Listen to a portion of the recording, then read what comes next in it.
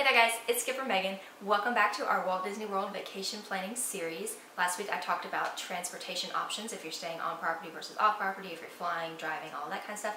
So if you didn't see that, make sure you click on that little eye, check that out, and get caught up with where we are right now. Obviously now we are talking about where to stay once you get to Walt Disney World. So I mentioned briefly the on property versus off property last week, so those are your options when you go to Disney World. You can stay on property, and that's all the Disney World resorts, or you can stay off property, and that is basically any other hotel, resort, timeshare, anywhere else that you are going to stay in the Orlando area. So since off property is pretty self-explanatory, I'm not going to go into too much detail about the different places that you can stay. A quick Google search of hotels in Orlando will give you an endless list from which to choose. So I'm going to focus mainly on the on-property options. So when you're staying on property at Disney World, you have three choices as far as your budget goes, kind of. So there's a value tier, which is your least expensive option. You have a moderate tier, which obviously is in the middle, and you have the deluxe tier, which is going to be your most expensive options as far as hotels go. So I'm just going to list out the hotels that you have to choose from. I'm going to insert pictures here to show you what they kind of look like, and I'm not going to go into too much detail about each individual hotel. Later on down the road I might do individual videos focusing on each hotel, kind of going into more detail on each one, but for right now I'm just going to give you what your options are. So for the value resorts, you have the option of staying at the Disney's All-Star Movie Resort, the Disney's All-Star Music Resort, Disney's All-Star Sports Resort, Art of Animation, and Pop Century. For the moderate tier, you have the options of Disney's Caribbean Beach Resort, Disney's Coronado Springs Resort. There's also the Port Orleans Resort, which is split actually into French Quarter and Riverside, and those two have a couple of different features about each one, but they're kind of in the same area.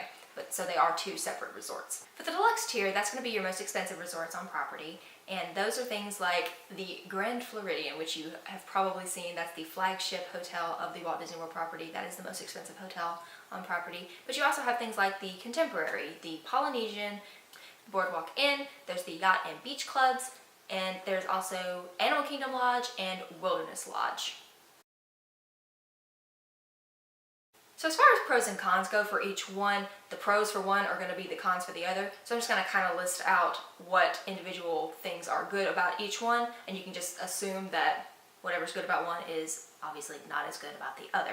So for staying off property, the main pro is it's going to be cheaper. You're going to be able to get more value for what you're spending. You're going to be able to have more hotel for less money because it's not going to have that Disney name attached to it. And as we all know, we love Disney, but Disney is a little bit more expensive than everything else in the area. Another pro about staying off property is you have the possibility of having either a kitchen in your resort if you're staying at a resort or a timeshare, and also you have the opportunity to have continental breakfasts included with some of your hotel stays. So that's just going to be one meal that you don't have to pay for each day if that's included in your stay already, which is just a nice thing. And if you have a kitchen, you'll be able to provide some of your own meals. If you have some leftovers that you want to warm up, you don't have to actually go out to eat every single day. You'll have a kitchen, you can store some food, you can have some of your own groceries and things like that rather than having to go out and eat at the parks or at the resort every single day. Now for the pros for staying on property. The main pro that everyone is going to really appreciate is you're going to get extra magic hours. Extra magic hours, or EMH as you might hear it called, is just exactly what it sounds like. It's extra time to spend in that magical area in the parks. So a couple of days a week, guests who are staying on property do have the opportunity to go into the park a couple of hours early or a couple of hours after the park closes, and it's only going to be guests who are staying in the on-property resorts. Everyone else who's staying off-property is not allowed on the premises at the time, so there's fewer crowds. You'll get to be able to do a lot more stuff, and if you are going to the park early in the morning, you can go ahead and get a lot of stuff done before people even show up, so that's really a good opportunity. Another big thing that you're going to have the opportunity to do if you're staying on property is you're going to be able to actually book your fast passes 60 days before you arrive at Disney World. If you're staying off property, you can only do it 30 days out.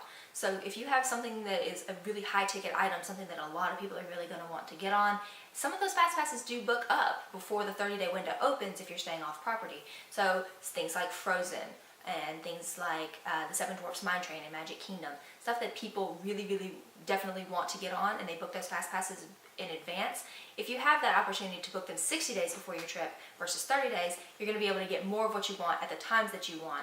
And so that's just another really great benefit of staying on property versus off. Like I mentioned last week, the transportation when you are staying on property versus off property is going to be a little bit easier. So if you're staying on property, you can obviously take the buses and the boats and the monorails, if you're staying in a monorail resort, to the different parks. If you're staying off property, you're going to have to drive, or you're going to have to check ahead of time to see if your resort does offer Disney transportation, which some of them do, so make sure you check for that.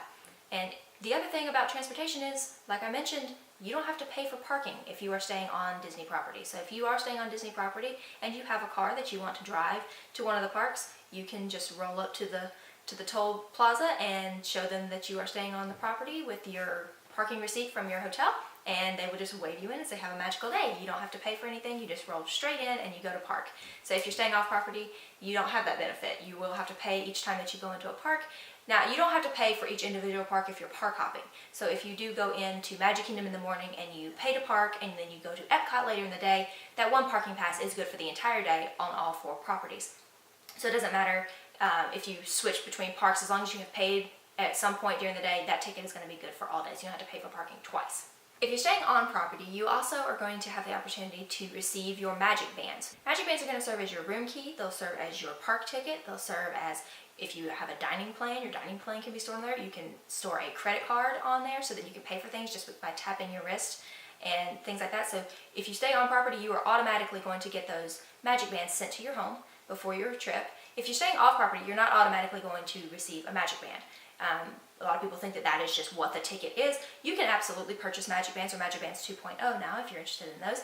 You can purchase those anywhere at the parks. There's lots of kiosks in downtown Disney, Disney Springs, and all of the Disney areas. You can buy them online.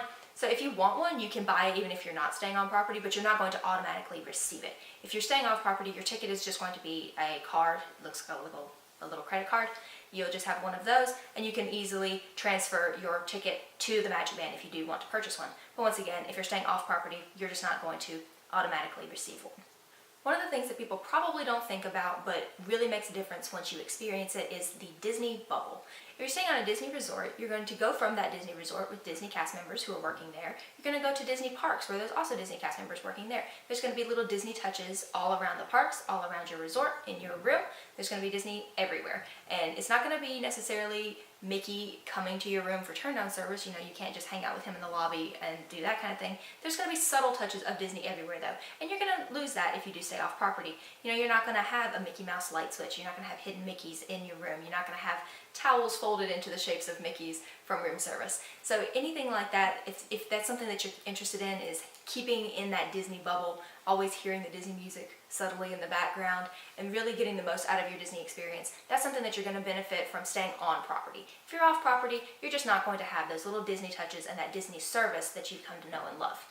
The last real pro about staying on property is just the proximity to the parks. Some of the resorts are actually almost in the park. If you are thinking about staying at a Magic Kingdom resort, those being the Polynesian, the Contemporary, and the Grand Floridian, those are all on the monorail loop. You can actually just get the monorail straight into the park. You don't have to go through the Transportation and Ticket Center, TTC, the parking area for Magic Kingdom.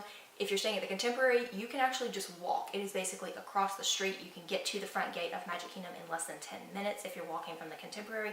So things like that are also something to keep in mind as specific pros in regard to a specific property. If you're wanting easy access to Epcot or Hollywood Studios, a couple of options there are going to be the Boardwalk Inn and the Yacht and Beach Clubs. All 3 of those are around the same area, and they are very, very close to both of those parks. So those are, again, just some specific pros for individual properties. So if you're looking into staying at a specific resort, or you don't know exactly where you should stay, if you have certain things that you definitely want to go see more, or places that you're going to want to be able to get to really quickly, you know, just leave a comment down below. I am happy to tell you which resorts are closest to what things are going to offer you specific pros versus others, and anything like that. So if you have any questions, just let me know, and I'll be sure to get back with you.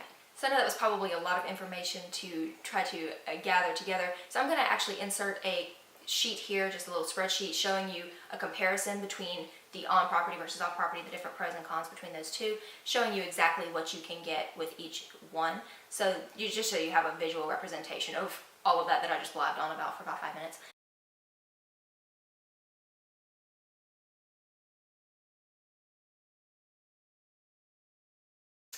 So what should you do for your family? My personal recommendation is, if this is going to be a once-in-a-lifetime trip to Walt Disney World, you're going to want to get the most out of it that you possibly can. So I do recommend going ahead and staying on property. It's going to be a little bit more expensive, but if you're already saving up for that once-in-a-lifetime opportunity, like I said, then you really want to get the most out of it, and you're going to want to stay on property so that you can be fully immersed in that Disney bubble and really enjoy everything that Disney has to offer. You don't want to go home from this dream trip and say, I wonder if we had stayed on property, what would it have been like then?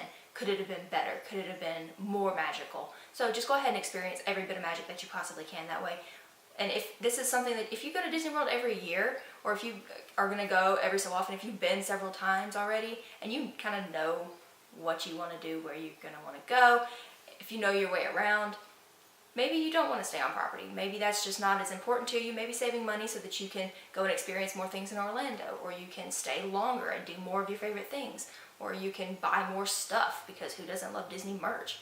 So something like that, if you're going to want to be able to do more things and you want to focus on being frugal and being able to not spend so much money because you're going to be out at the parks and you're just going to need somewhere to sleep, then maybe staying off property is a good option for you. I have done both. I really enjoy both. I honestly don't know that I could tell you which one is my preference. It just depends on the trip that you're taking, like I said. So you just need to think about what your goal is for your trip. If you really want to have the most magical trip possible, stay on property. If you want to go out and do the most stuff that you possibly can and spend a little less money, stay off property. So that's it for this week's part of the Walt Disney World Vacation Planning series. I hope you learned a little bit about the different hotels, where to stay, the different tier options, and kind of some pros and cons of staying on versus off property. And I hope you come back next week, hit that little red button down there, subscribe, come back and keep going with us, learn a little bit more about the Disney trip planning process. I will see y'all later. Bye.